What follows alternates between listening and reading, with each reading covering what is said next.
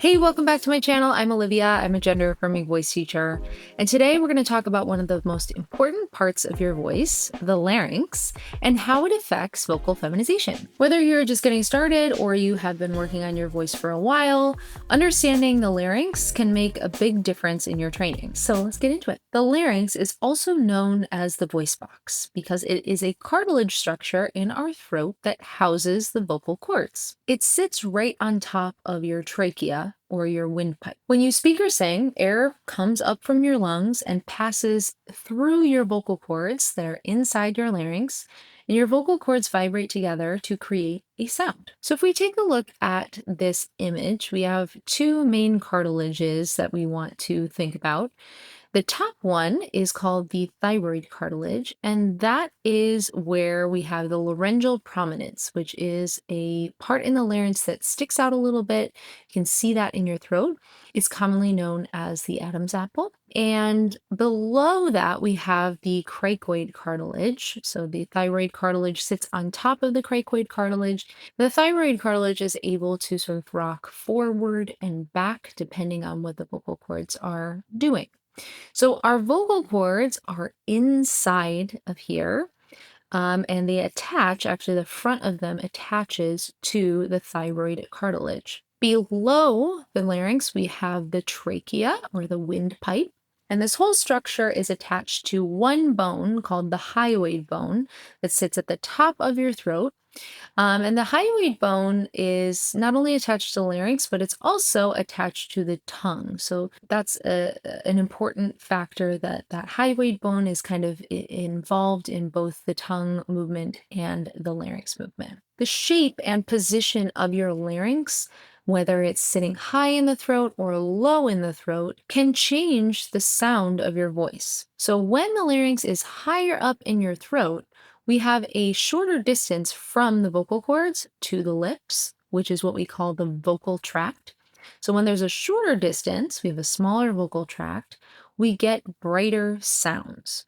If the larynx is sitting lower in the throat, we have a longer distance from the vocal cords to the lips, or a longer vocal tract. And when the larynx is lower, we get a darker sound quality. Darker sounds are traditionally more masculine perceived, whereas feminine sounds are brighter.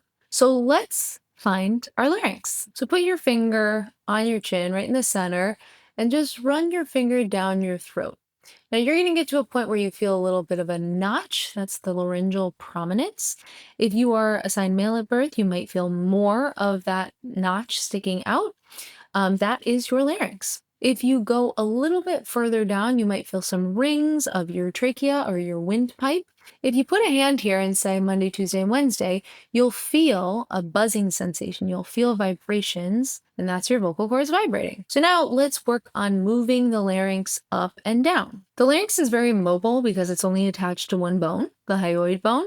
So it's very flexible, and it moves around a lot when we're singing or speaking without us even realizing it. So first, I want you to find your larynx again, and I want you to swallow. You probably feel that structure moving up when you swallow and coming back down. Next, to feel your larynx lower, try yawning. So when you yawn, you should feel that lowering and coming back up when you stop. So your larynx moves without you thinking about it, but it's also possible to move your larynx consciously, to be aware of it and move it. So remember that when the larynx sits higher in the throat, we create a smaller vocal tract. And that creates a brighter, more feminine sound. And that's a big goal in vocal feminization. After going through a testosterone puberty, AMAB people have a vocal tract that is roughly 10 to 20% larger than AFAB people. So essentially, we're just trying to decrease that space by 10 to 20%. So we're going to do a couple exercises to consciously move our larynx. The first one is called the big dog, small dog exercise. If you have a dog, you may appreciate this one. If you think about dogs, think about their different sizes. If we've got a big dog, like a Great Dane, that dog has a big boomy bark, right?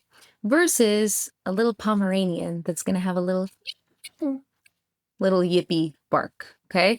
So Yes, there's going to be a difference in the pitch, probably, of those barks, but we also have that rich, full, dark sound from a big dog's bark and a bright little sound for the little dog. So that size of the vocal tract plays a big part. So rather than thinking about that pitch for the barking, I'm not going to make you bark. But we are going to think about that space, the amount of space that we have in our vocal tract. So first you're going to imagine that you're a Great Dane. It's very hot. It's a summer day. You can't stand it. Okay. And we're going to make our vocal tract really big. Just imagine there's a big open space in your mouth. Try to relax that larynx down. So I like to think about just my tongue coming down completely to the bottom of my mouth. So then we're going to pant. So we can hear that sound, what it sounds like with just air coming through that space. Versus if we're a little dog, we think about a really small space,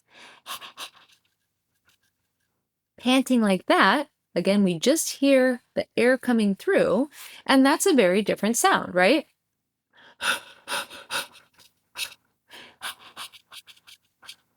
Okay, so we're not hearing the pitch of our vocal cords right there because our vocal cords are not vibrating. You can keep your hand here to make sure they're not. I don't feel any vibration here, so I know there's no vocal folds vibrating there. But we hear a big difference. So we're actually hearing the frequency inside of the vocal tract. We're hearing the resonance. You can hear that resonance between a big space and a little space. So what you can do is assume those positions and try to say some things. I like to just start with the days of the week. So if you just be a big dog and try to say Monday, Tuesday, Wednesday, Monday, Tuesday, Wednesday. I'm just trying to keep that big position. And then be a small dog. Monday, Tuesday, Wednesday. Monday, Tuesday, Wednesday. I'm just keeping everything really, really small. Monday. Monday. So give that a try. In the next exercise, we're just going to use the vowel sound E. So when we say E, a couple of different things happen. So first of all, E, the back of our tongue lifts and comes forward. So if you compare that to a different vowel sound like or ah, our tongue is flat at the bottom of our mouth, versus if we say E, our tongue lifts in the back. So that might be challenging to feel. So I would encourage you to look in a mirror, see if you can see the motion of the tongue. And you can kind of feel around, like feel where your tongue connects with your teeth or how it connects with the roof of your mouth in order to be a little bit more aware of what your tongue is doing. So if we say E, we've got that tongue lift, and we also get a lift in the larynx. So remember that our larynx is connected to the hyoid bone, and the hyoid bone is also connected to the tongue. So both of those things kind of help each other a little bit. So if we say E, the tongue lifts and our larynx lifts as well. So we can use that E sound to our advantage. So instead of doing the small dog and trying to stay in that position, we can just say E and try and stay in that position. So if I say E, Monday, E, Tuesday, E, Wednesday. So the idea is to keep your tongue and larynx in that E position in order to brighten that sound. So you can bring your attention to the position of your larynx and the position of your tongue. So this is sort of a natural way for you to move your larynx without really thinking about it and without overdoing it. And I think that that's a really important thing to remember when you're thinking about moving your larynx or changing that larynx position. I think there's a lot of stuff online that really focuses on the larynx movement, really lifting the larynx in order to get a bright sound. And it does give you a bright sound. But the other part of that is that if you overdo it with the larynx, if you're kind of overstraining your larynx, it can lead to issues down the line. And I think that in vocal feminization, the most important thing is longevity and sustainability with your voice. It doesn't matter if you can change your voice for 2 minutes. You want to be able to change your voice for a lifetime, right? So overstraining your larynx can be detrimental. So I'm not trying to say it's a bad thing, and everybody's going for something different, but I think that there is a possibility of overstraining your larynx. So where exactly should your larynx be then in your throat? There isn't a specific thing I can tell you about where it can be. I think for everybody, it's going to be a little different. Everybody's got a different anatomy. Everybody has different likes and dislikes of how much movement in the larynx they want in their voice. They want it lifted more or not. Um, so it's going to be a personal thing. But I think just having that frame of reference of what it feels like when it's low, what it feels like when you're not thinking about it, and what it feels like when it's high. And having those sounds recorded so you get a sense of what those things are.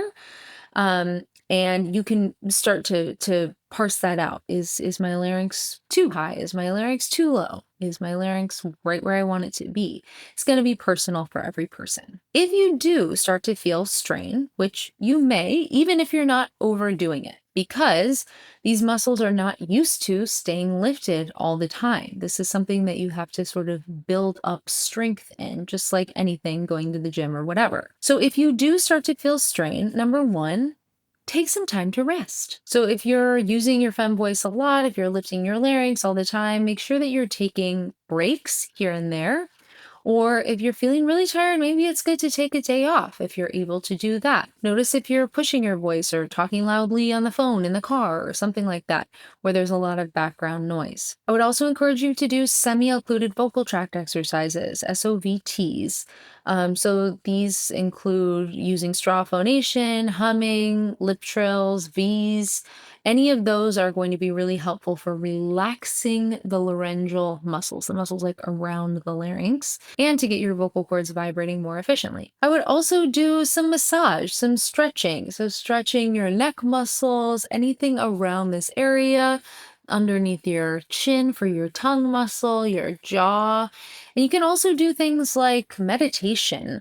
I think that can be helpful too, to just kind of relax and come into your body a little bit. So to sum up, the larynx is a cartilage structure in your throat, also known as the voice box. In vocal feminization, our aim is to lift the larynx slightly to create a smaller vocal tract and a brighter, more feminine perceived sound. You can train your larynx to lift using the big dog, small dog exercise or using the vowel sound E. And most importantly, listen to your body. If something feels strained or doesn't feel quite right, take a break. If you're ready to take your vocal feminization journey to the next level, I would love to help you. If you like to study on your own, the True Voice Vocal Feminization e-course might be a great option for you.